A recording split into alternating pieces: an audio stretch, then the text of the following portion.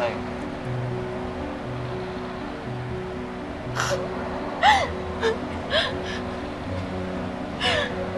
Ano nang gagawin ko ngayon? Si Jordan yung mundo ko. Siya yung buhay ko, hindi ko kaya mawala siya. Anong gagawin ko? How am I supposed to live now that he's gone? Shai. Tanig ka sa akin. You'll get through this, ha?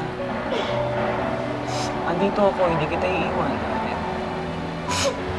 Just imagine how painful this is to you. Lalo na yung siguro yung nalaman mo is gonna take legal action to terminate your marriage. Shai, huwag kang mag-alala. Sasamahan kita dito, tutulungan kita mag-move on. Ha? Shai. Ipapa-terminate mo yung kasal namin? Sumagot ka! Ba? Oo? Hindi mo alam? Ha?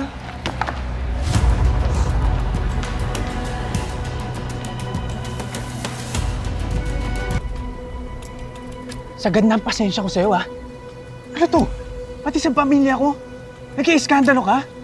Hindi ba malinaw sa'yo yung sinabi ko sa'yo na ayaw na kita makita?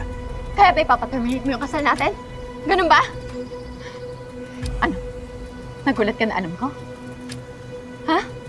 Sabihin mo nga sa akin, nasunsulan ka ba ng lecheng Christy ngayon para mag-take ng legal action?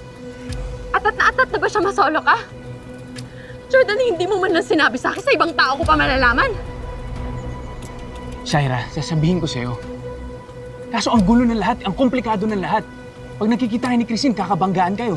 Sasabihin ko sa'yo kung kalmado ka at reasonable ka na kausap. Huwag mo na ituloy. Han, please. Please, hindi ko naaawahin si Christy. Ha? I'm willing to compromise. Han, kahit hati na lang kami sa'yo. Kahit sa kanya ka na lang ng weekdays, tapos umuwi ka na lang sa akin ng Saturdays and Sundays. Please. Han, huwag ka na mawala sa akin. Please, kilalanin mo lang ako bilang asawa mo. Please, don't do this. Huwag mo ko iwan, please. Don't abandon me. Shaira, tumayo ka. Listen to me. Listen to me! If I continue our marriage, mas lalo lang kita masasaktan. Kasi alam mo na si Christy ang mahal ko. Wala na tayong babalikan. Kalimutan mo na ako, please. Kalimutan mo na ako, Shai.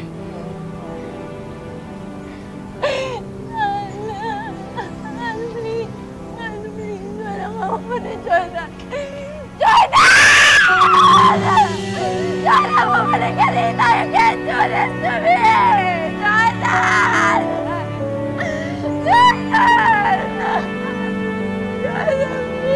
Makinig ka sa akin, Jordan.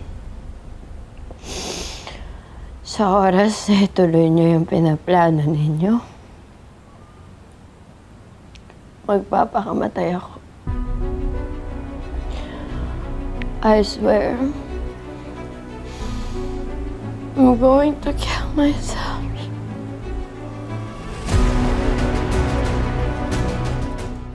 Shaira, stop it.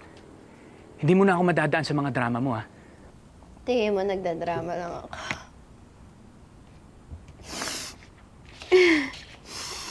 Seryoso ako, Jordan. Kapag pina-terminate mo yung kasal natin at hindi mo ako binalikan,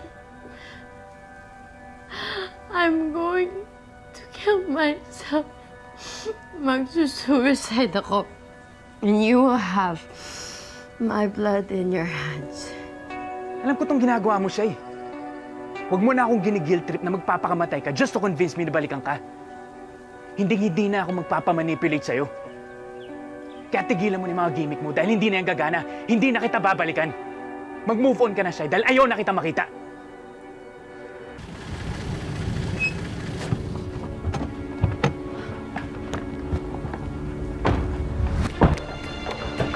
Leslie, buti dumating na kayo. Asa si Shaira? Nag-lock siya sa kwarto eh. Kanina sumasagot pa siya nung kinakausap ko sa pinto, pero ngayon, hindi na sumasagot eh. Wala na akong naririnig. Bakit di mo buksan yung pinto? Wala akong susi. Teka, nasan yung susi? Wala na tayong oras! Ano ba ito? Jordan, yung pinto buksan mo na, dali! Shaira! Shaira! Leslie, nangyari ito. Shaira! Shaira! Shai! Shaira! Shaira! Gusto mo to! Shaira! Shaira, please! Ko sa akin. At mas napapalapit siya kay Shaira. Parang sinasaksak ang puso ko.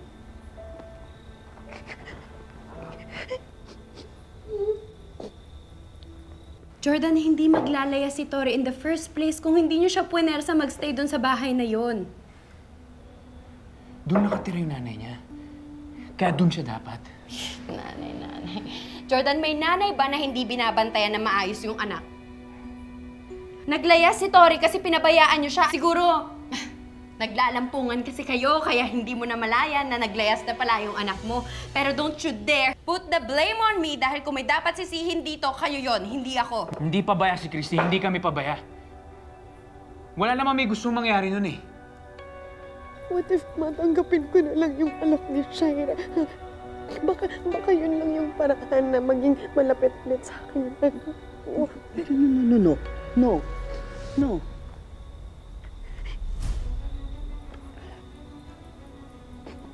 Alam ko nahihirapan ka na. Hirap na hirap. Pero gusto ko munang pag-isipan mong mabuti yung alok ni Shaira. Pagbibigyan ko lang matulog ngayon si Tori dito. At tapos alis na rin kami, pupunta kami kay Christy bukas. Jordan, do you really have to leave tomorrow? Wala nang dahilan para pa magstay kami dito. Ayaw na kita paasahin pa sa wala. Jordan, almost 4 years tayo nagsama, di ba? 4 years, Jordan. Kahit hindi pa tayo kasal, di ba parang mag-asawa na rin tayo? 4 na taon ang pinaghirap mo, ang ipinaglaban mo para makabalik ka dito, para mabuo ulit ang pamilya. Para saan lahat mapupunta yan? Yung paghihirap mo, yung pagsasakripisyo mo, kung hahayaan mong mawala sa'yo si Jordan. Ha? Hindi mo kailangang i-give up ang asawa mo para makuha mo si Tori. Basta ituloy mo lang yung panunuyo mo sa anak mo. Tori is a very good girl.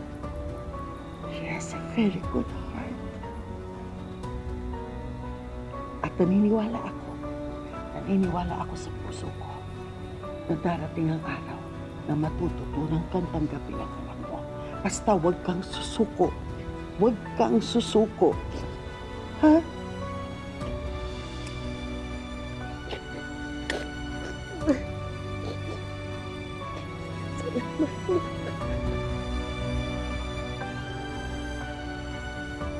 Kaya kahit mas nauna kayong nagpakasal ni Christy, ako naman yung mas matagal mong naging asawa. Jordan, please, Han. At hindi na mauulit.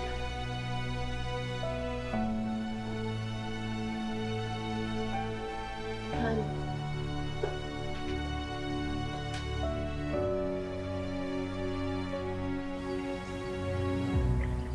Kamusta si Tori? Nakatulog ba siya ng maayos kagabi? O affected pa rin siya sa mga nangyari? Binantayan ko naman siya hanggang sa makatulog siya. Make her feel safe. Kanina, pagising niya, masigla naman siya. Huwag ka magalala, sunduin ko siya mamaya, ha?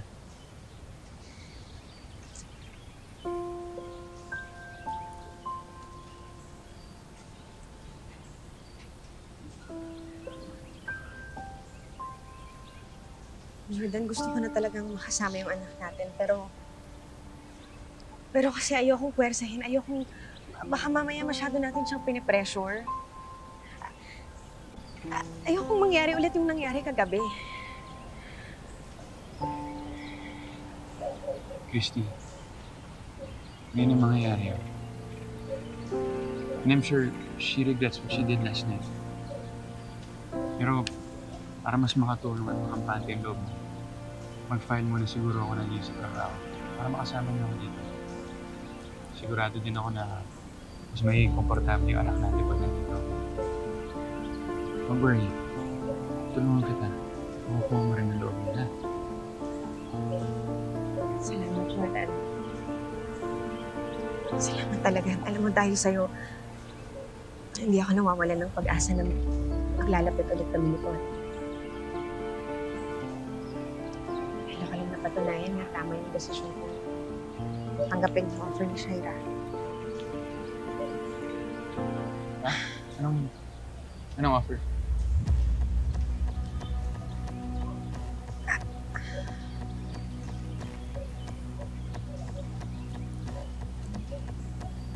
Inalok ako ng deal ni Shaira. Sabi niya, tutulungan niya daw akong mapalapit sa anak natin. Pero in return, i-let go daw kita at i-push na bumalik sa kanya. Pero Jordan, hindi ko pumayag. Tinanggihan ko yun. Dahil pareho kayong mahalaga sa akin, Don. Pareho kayo. I can't lose either one of you.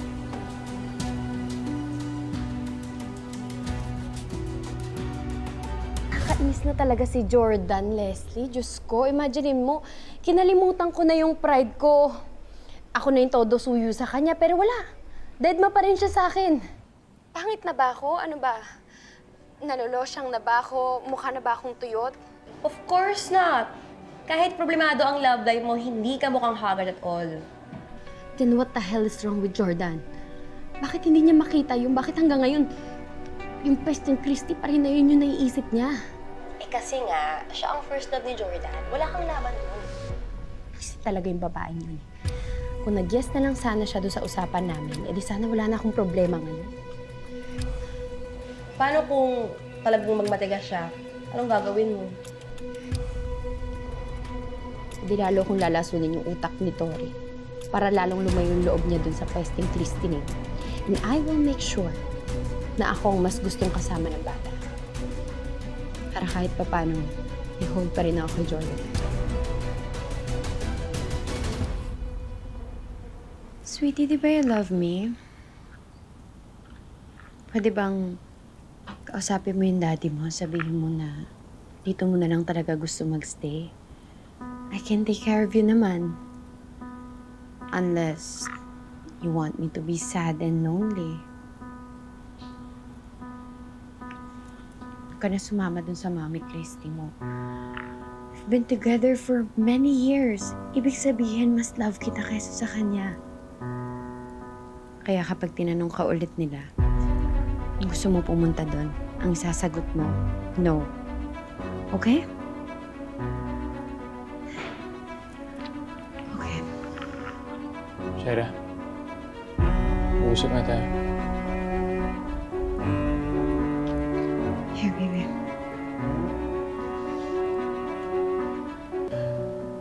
Alam ko kaibigan mo, Shaira. Kaya pinagtatanggol mo siya. Pero Jeff, things are a lot more complicated. Marami ka pang hindi alam. Sobrang swerte mo dahil may isang taong sobrang mahal na mahal ka. Pero anong ginagawa mo?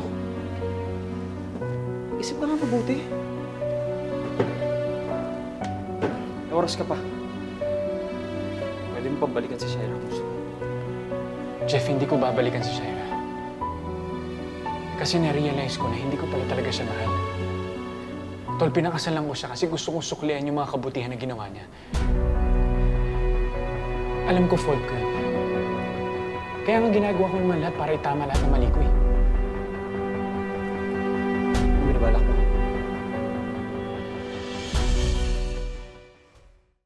Attorney, gusto ko sana ipagpatuloy yung marriage ko with my first wife.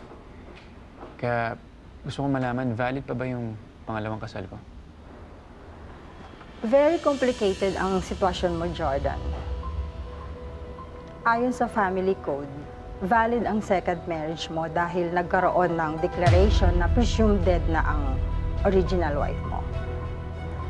Attorney, anong pwede kong gawin para mapawalang bisa yung kasal namin ni Shaira?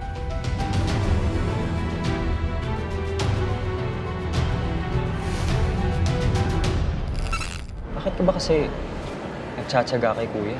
Ba't hindi ka maghanap ng iba dyan? Yung pasasayahin ka, yung pahahalagahan ka. Ano nakapusit? Matagal pa ba yan? Lalapag lang ng pagkain eh. Umalis na kayo. Sige na, kaya ko na sarili ko. Hinabilisan nyo! Ako ang asawa niya at maayos kaming dalawa bago ka bumalik! Alam mo, dapat hindi ka na bumalik eh. You should have stayed dead! Sige, subukin mo ako.